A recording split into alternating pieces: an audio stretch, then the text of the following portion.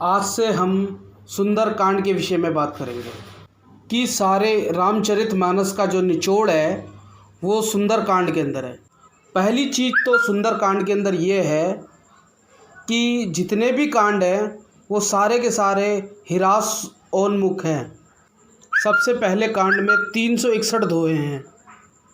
जब दूसरे कांड में आ जाते हैं तो वो दोहे घटकर 326 रह जाते हैं। तो जो चीज़ हिरासोन्मुख है उनका पाठ करने से तो हर जीवन में हर चीज़ घटेगी। अब तीसरे कांड में आते हैं तो उसमें घटकर 46 रह जाते हैं दोहे। अब किष्किंधा के अंदर आते हैं, किष्किंधा कांड के अंदर आते हैं तो वो दोहे घटकर 30 ही रह जाते हैं। परंतु जब सुंदर कांड के अंदर आते हैं तो एकदम बढ़कर वो 60 दोहे हो जाते हैं। इसलिए हम सुंदर कांड को महामंगल कांड बोलते हैं और इससे जीवन के अंदर एकदम वृद्धि पैदा हो जाती है। जीवन के अंदर खुशियों की शुरुआत शुरू हो जाती है। जो जीवन में हर चीज़ घटती चली जा रही थी, पैसा भी घट रहा था, आयु भी घट रही थी, शरीर का भी नाश हो रहा था, वो सुंदर कांड जैसे ही आता है वहाँ से एकदम तेज़ी से वृद्धि होने का कारण बन जाता है। सुंदर कांड ऐसा कांड है जो जीवन में वर्धन शुरू कर देता है एकदम।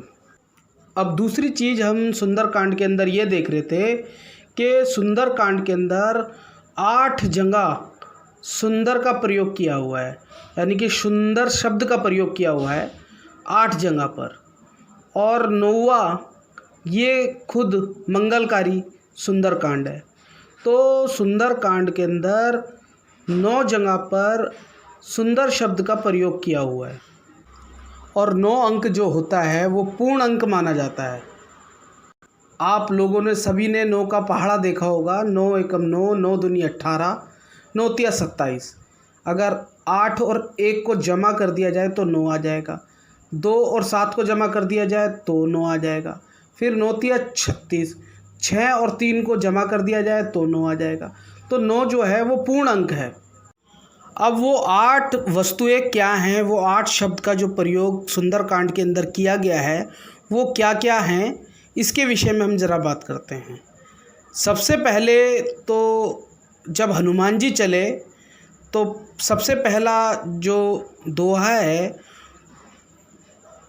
सिंधु तीर एक भूधर सुंदर।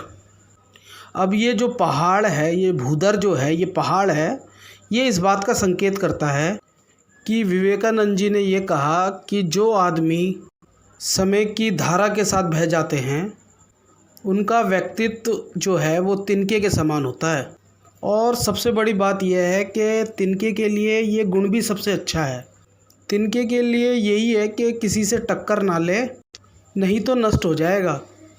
विवेकानंद जी का कहना यह है कि जिन व्यक्तियों का व्यक्तित्व जो है वो साधारण है और तिनके के समान है तो उसके लिए यही है कि वो तिनके की तरह धारा प्रवाह में बह जाए, किसी से छेड़छाड़ ना करे, ना तो वो नष्ट हो जाएगा।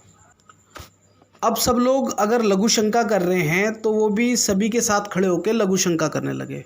लेकिन जिनके स्ट्रॉन्ग व्यक्तित्व होते हैं वो धारा प्रवाह के साथ नहीं बहते, वो धारा प्रवाह को ही बदल देते हैं। अपने व्यक्तित्व को ऐसा बनाओ कि जहाँ हम खड़े हो जाएंगे वहाँ से धारा प्रवाह ही बदल जाएगा। तो सबसे पहली जो चीज़ हनुमान जी को मिली है वो भूधर मिला है, वो मिला है पहाड़। हनुमान जी का यही है कि जहाँ खड़े हो गए वहाँ पे धारा बदल दी, प्रवाह बदल दिया। पहला सुंदर के अंदर जो बताया गया है, सुंदर कांड के अंदर जो पहला शब्द सुंदर का प्रयोग किया गया है वो व्यक्तित्व को ही दर्शाता है। अपने व्यक्तित्व को इतना स्ट्रॉन्ग करो कि धारा प्रवाह को ही बदल दो। और ऐसा ही व्यक्तित्व जो है वो हनुमान जी का व्यक्तित्व है।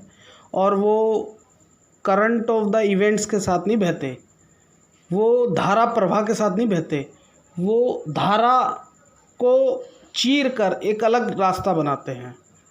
तो सुंदरकांड से हमें इस चीज़ का पहली सुंदर से ये शब्द का पता चलता है। अब वो दृढ़ कैसे बनेगा? आत्मविश्वास जगाओ। अब आत्मविश्वास आपका जागेगा तो आप बड़े से बड़े काम को भी कंप्लीट कर पाओगे। तो जैसे हनुमान जी का आत्मविश्वास जागा है, सिंधु तीर एक भूधर सुंदर। तो जो सुंदर शब्द का जो प्रयोग किया है स्वामी तुलसीदास जी ने, सबसे पहला जो सुंदर का जो प्रयोग किया है वो इस चीज़ का संकेत देता है कि अपना जो व्यक्तित्व है वो स्ट्रॉन्ग बनाओ, अपने दृढ़ निश्चय का अपना व्यक्तित्व बनाइए।